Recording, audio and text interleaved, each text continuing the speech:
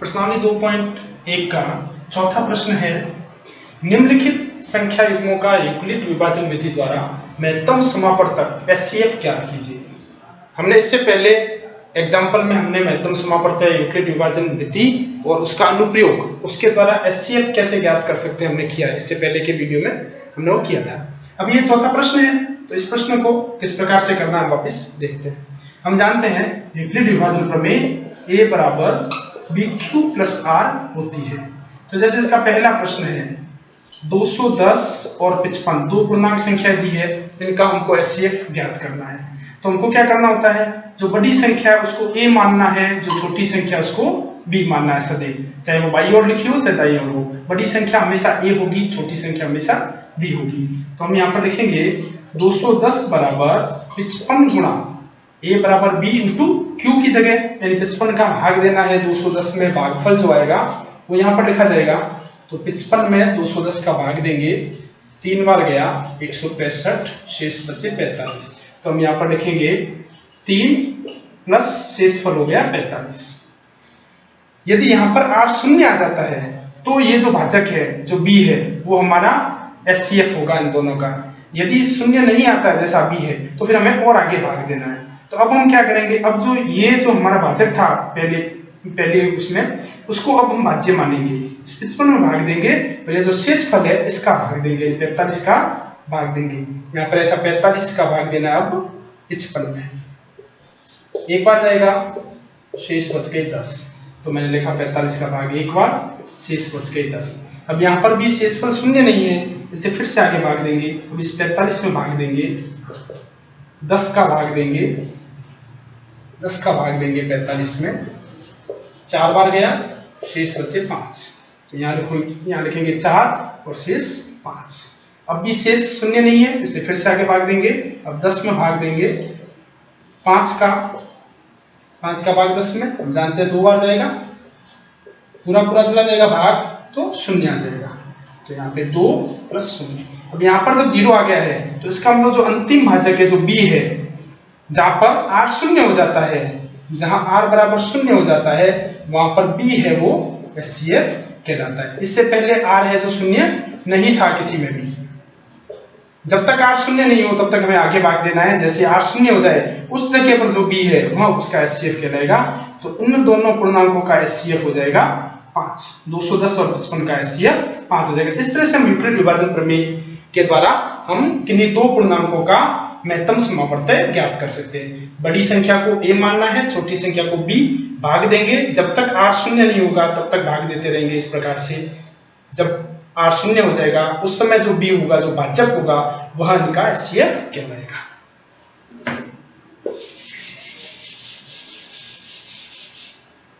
दूसरा प्रश्न देखते हैं। 420 130 यानी 420 में भाग देना है 130 का। 130 का भाग देंगे 3 बार, शेष बचे 30, 3 बार भाग देंगे, शेषफल 30। शेषफल शून्य नहीं है इसलिए आगे भाग देंगे। अब 130 में भाग देंगे 30 का भाग 130 में, 4 बार जाएगा, शेष बचा 10। तो यहाँ लिखेंगे 4 शेष 10। अभी शेष शून्य नहीं है इसलिए आगे भाग देंगे।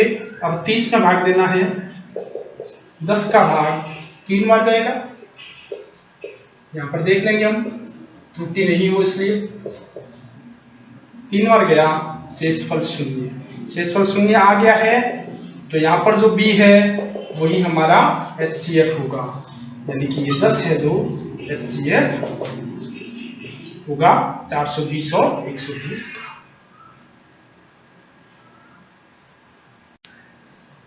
नेक्स्ट है तीसरा प्रश्न 75 243। 243 में भाग देंगे 75 का। अच्छा, ये सब छोटी संख्या है लेकिन हमें हमेशा एक बड़ी संख्या को ही मानना है। तो 243 में 75 का भाग देंगे,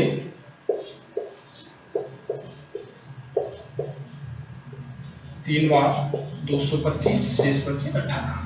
तो हमने लिखा 3 बार और शेष 18। शेष शून्य नहीं है इसलिए आगे भाग देंगे। 75 में भाग 18 का, 4 बार, शेष 3। 4 बार भाग दिया, शेषफल 3। अब भी शेषफल शून्य नहीं है, इसलिए आगे भाग देंगे। अब 18 में भाग देंगे 3 का, 6 बार चला जाएगा, शेषफल शून्य, r बराबर 0 हो गया। तो यहाँ पर b है वो HCF कहलाएगा, यानी ये 3 है जो HCF हो जाएगा। 75 और 243 का HCF 3 हो जाएगा।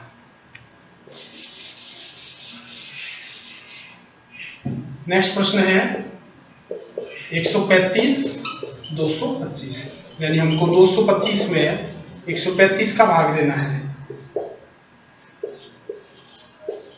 225 135, एक बार जाएगा, शेष बच गए 90। एक बार भाग गया, शेष 90। शेष शून्य नहीं है, इसलिए आगे भाग देंगे। अब 135 में देना है भाग, 90 इंटू 90 का भाग देंगे 135 में। एक बार जाएगा, शेष बचे 45। एक बार भाग गया, शेष 45। शेष अब भी शून्य नहीं है, इसलिए आगे भाग देंगे। अब 90 में भाग देना है 45 का, 90 में भाग देंगे 45 का। 2 बार गया, शेष 0। 45 में 2 बार भाग, 45 इंटू 2 प्लस शेष बचा 0। r बराबर 0 हो गया है, इसलिए b बराबर HCF हो जाएगा, यानी ये 45 है जो HCF हो जाएगा इन दोनों राशियों का। 135 और 225 का महत्तम समापत्ति 45 हो जाएगा।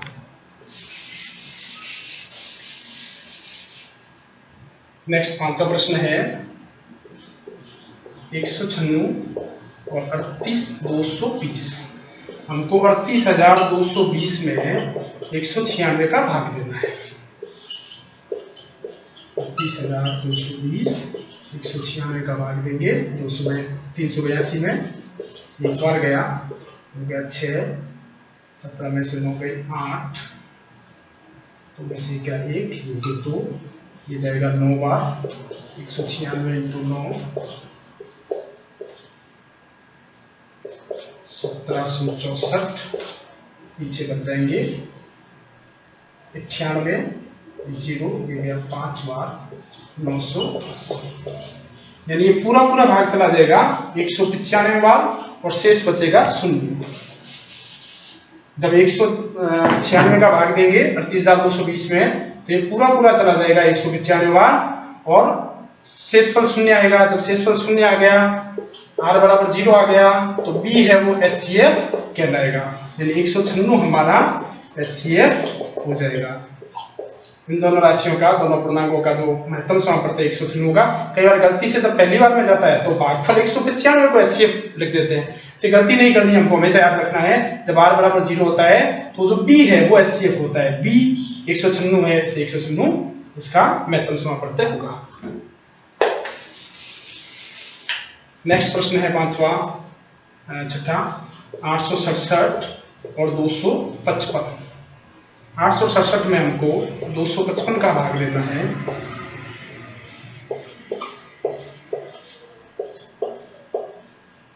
तीन बार,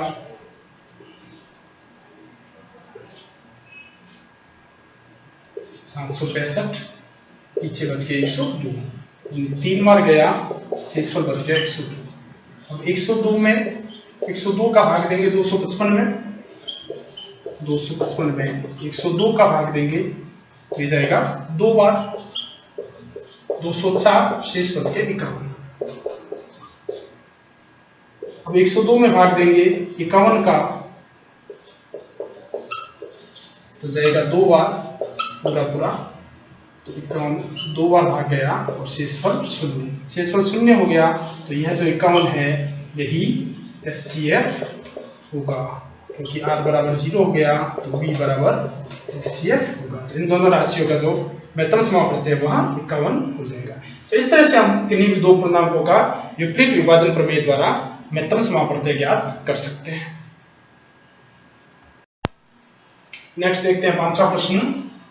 यदि संख्या 408 तथा 1032 के महत्तम समापवर्तक HCF को 1032x माइनस 408 इंटू 5 के रूप में व्यक्त किया जाता है, तो x का मान ज्ञात कीजिए। तो हमको पहले क्या करना है, हमको दो राशियां दी है, एक 408 और 1032, इसका महत्तम समापड़ते हैं। हम सबसे पहला काम यही करेंगे, इन दोनों राशियों का महत्तम समापड़ते ज्ञात कर लेंगे। हम जानते हैं बड़ी राशि को a मानना है, छोटी राशि को b मानेंगे। विपरीत विभाजन प्रमेय में लिखेंगे a बराबर bq प्लस r, यानी 1032 बराबर 408 इंटू q कितना हो जाएगा, तो 408 का भाग 1032 में जब देंगे तो 2 बार दिया, 8 दूनी 16, 4 दूनी 8, तो 12 में से 6 गए 6, 2 में से 1, 216 बच गए, यानी 2 प्लस 216।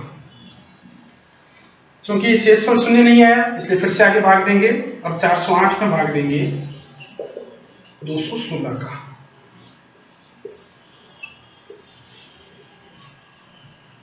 एक बार ही जाएगा भाग, शेष कितना बचेगा, तो 8 में से 6 गए 2, यहाँ पर 10 में से 1 9, 3 में से 2 1, 192, तो एक बार भाग गया प्लस 192, फिर से भाग देंगे 216 में 192 का भाग,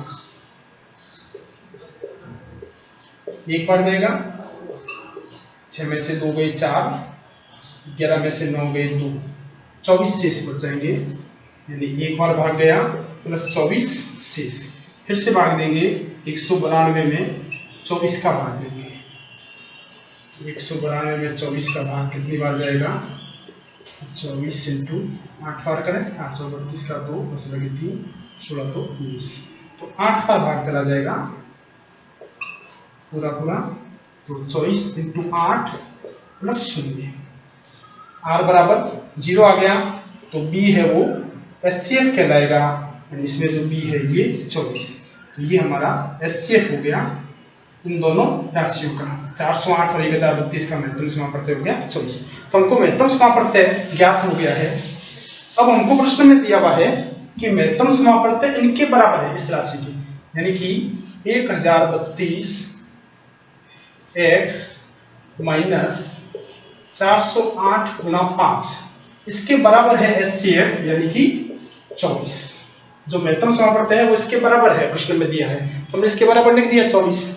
अब यहाँ पे इन दोनों की गुणा कर लेते हैं, तो 1032x माइनस इन दोनों की गुणा करेंगे, 8 बचे 40 और 5 चौक 20, ये हो गया 2040 और ये 24। अब इस तरफ यह माइनस में है तो हम पक्षांतरण करेंगे, इसको उधर भेज देंगे, तो हम लिख सकते हैं पक्षांतरण करने पर इस राशि को उधर भेज देंगे। जब पक्षांतरण करते हैं तो हम जानते हैं माइनस की राशि उधर जाकर के प्लस में हो जाएगी, चिन्ह चेंज हो जाते हैं, तो 1032x बराबर 24 जो ही पड़ा है प्लस हो जाएगा 2040, तो 1032x बराबर 2040 और 24 को जोड़ देंगे तो 2064 हो जाएगी। अब x का मान निकालेंगे तो x के साथ 1032 गुणा में है, उधर जाएंगे तो भाग में हो जाएगा, तो 2064 बट्टा 1032 बराबर 2, यानी x बराबर 2 हमारा मान आ जाएगा। इस तरह से हम इस प्रश्न में पहले इन दोनों पूर्णांकों का महत्तम समापड़ते ज्ञात करेंगे और उसके बाद में इस समीकरण में, चूंकि यह समीकरण महत्तम समापड़ते के बराबर है, HCF के बराबर है, इसलिए इसके बराबर 24 लिख करके और x का मान इस तरह से निकालेंगे। इस तरह हमारी यह 2.1 प्रश्नावली पूरी हो जाएगी।